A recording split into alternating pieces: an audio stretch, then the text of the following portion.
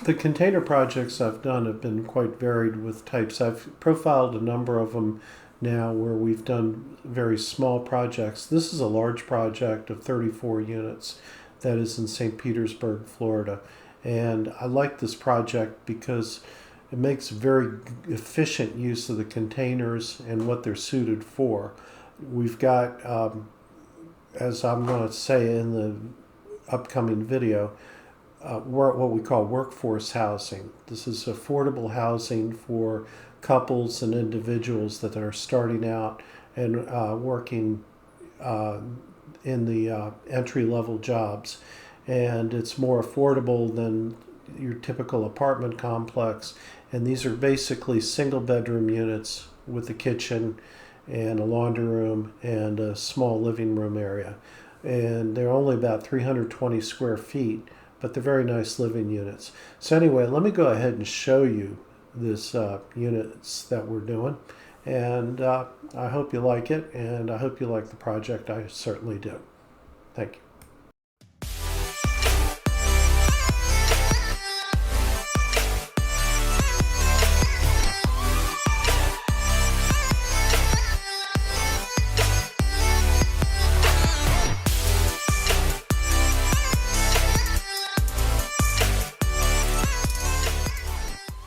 Project is 34 units.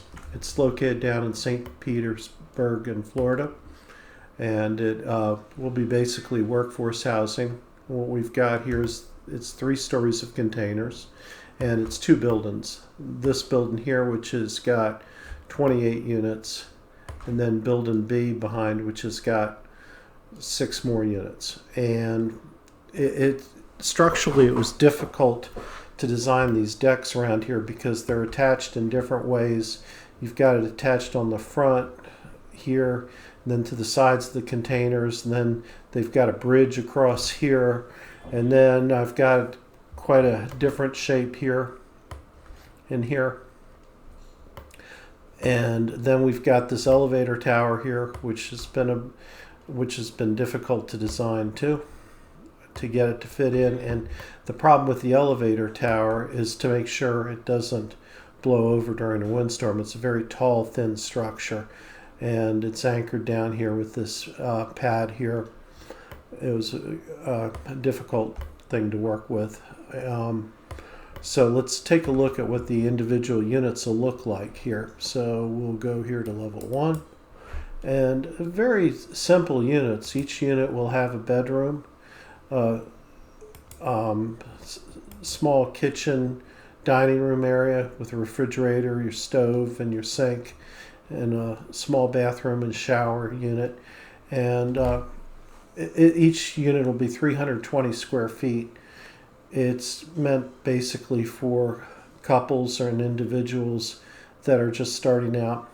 The price range for these will be $1,500 a month for rent, which is pretty reasonable in downtown St. Pete, and it'll include a laundry room and bike storage here is in here. And let's take a look at some of the issues I had to deal with, just to give you an idea of some of the structural issues here. Since I'm the structural engineer on this, let's take a look. Like I had this, like with the bar grating, how do you support them off the containers off the side? Have to detail all the connections. It was not easy. And we've got our foundation plans are still in works right now.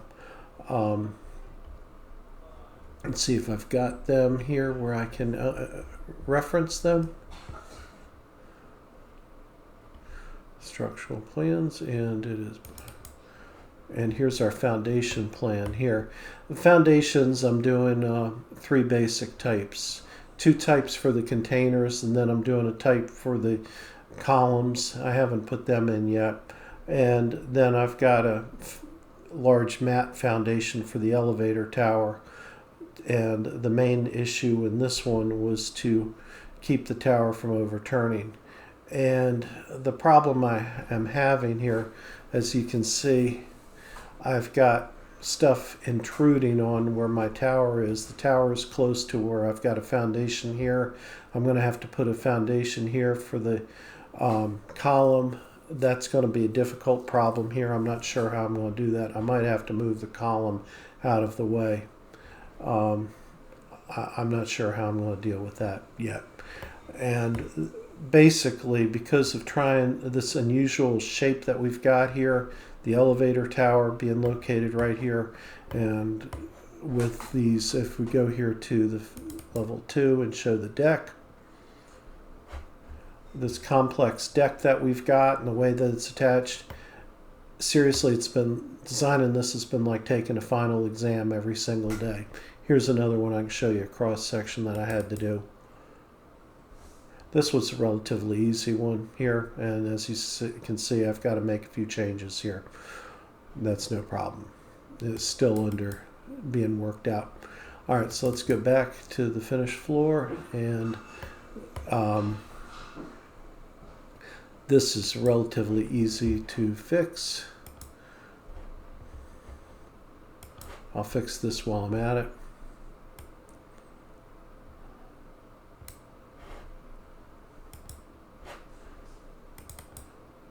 There, pretty much fixed. Okay, anyway, that's what we're doing here. This is a really good project, I think, for containers, even though it's been very difficult for me to design because of the arrangements. And one of the things, let me show you this before I go. You guys see this. This was kind of a pain to design. Having this chase here, and putting the cross bracing in, and then I've got this channel across here covering this. This was not easy to work out. And if I can pull in, I can show you what I've had to do. Is I've got a plate that's on top of these columns to allow us to set the containers on top. I thought about having the containers directly welded on these short posts here, but the problem is trying to set it in place. You're not setting the containers in the exact place with the crane when you're locating them. You got to shift them around a bit. So I need to put a plate on top here to give us some room that we could set them and shift them around to get them into location. It's going to be a real nightmare to set this first row of containers on top of these columns that I'm using for the chase here, and then we've got it braced pretty well. The reason is obvious. I don't want it toppling over, so I've done far above what I needed to for the bracing to make it sure that that worked, using the bracing between these tubes, and then I'm welding the tubes together where there's two of them side by side, and then they get welded to the top casting of the containers below. And as I said, I could have welded these directly to the bottom casting without putting a plate in between, but trying to set the containers and set them in the right location is going to be difficult enough as it is. And if I had to set them directly on these columns here, it'd be very difficult to do. So that's this project in a nutshell. I think it's a very good project. It makes good use out of container buildings for affordable housing, workforce housing, whatever you want to call it. The cost of construction will probably be about the same as conventional construction. The big advantage, in my opinion, is going to be in 50 years, this building won't be run down and with all the problems that a wood frame build would have. Problem is if you do a wood frame building after about 50 years as an apartment complex, it starts to have a lot of problems. You get a lot of rot that happens in the bathrooms and the kitchens from leaks and spills, and you get termite infestations, and you get moisture problems in the crawl space or in the basement that start to cause us to lose strength. You aren't going to get this. It's a steel-framed building, but it doesn't cost as much as building a steel-framed apartment building. So when we get to 50 years, 60 years, and it's been in place, it still retains its value as a building instead of becoming a, let's put it bluntly, instead of becoming an unlivable slum, which is what happens a lot of times with your wood-framed garden apartments, that they don't get maintained properly, and you get the wood framing deteriorates over time, and then what you have 50, 60 years later is something that's barely livable and turns into blight. This won't turn out that way. This will stay as it is. So that concludes this video.